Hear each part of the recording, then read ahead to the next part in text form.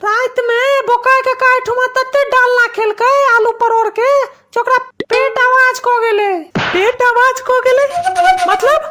अरे पेट फाट गेले यार। राउ बाय डॉक्टर का ऑपरेशन कर रहल छथिन, बेहोश भो करे वाला सुइया खत्म हो गेल छलिए तो गांजा पिया के बेहोश केलखिन ऑपरेशन करे लेल। अच्छा मतलब गांजा पिया के बेहोश को के आ पेट के टाका मार रहल छथिन।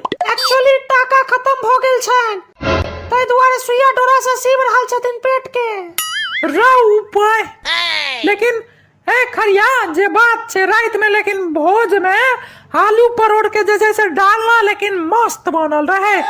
भले ही कनी करू रहे बुझाया, वो मुसना का काज छे से बुकनी तुकनी छीट देने रहथिन, लेकिन जे बात छे भाई बनल लेकिन मस्त रहे। की गलत कह रहल छियै?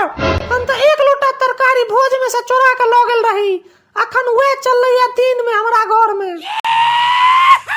रो भाई तू हो आई मार जैसे से भोलिया से हो वो आलू परोड़ वाला डालना भोज में से लोटा में भर के लो गेले घर पर यार। वो सार त गुलाब जामुन से वो लोटा में भर के ल गेल रहे। हम तो ओकरा देखने रही लोटा में भोज खा कला में चोरा चोरा के भर रहे। रौ बे हमरा त मौके ने भेटलो सार के, नहीं तो हमहू खैर छोड़। हम अपन बाबू के कहबो के लिए कि यहाँ के लोटा खाली है दिया इमहर, तो ओठमा जैसे से हर राजा हरिश्चंद्र बना लगला हमर बाबू। आज जैसे से हम रात में आने रही अपन लोटा में चोरा कर रसगुल्ला से भोरे भोरे मार दलखिन हमर बाबू। की कहियो जलखै के नाम पर।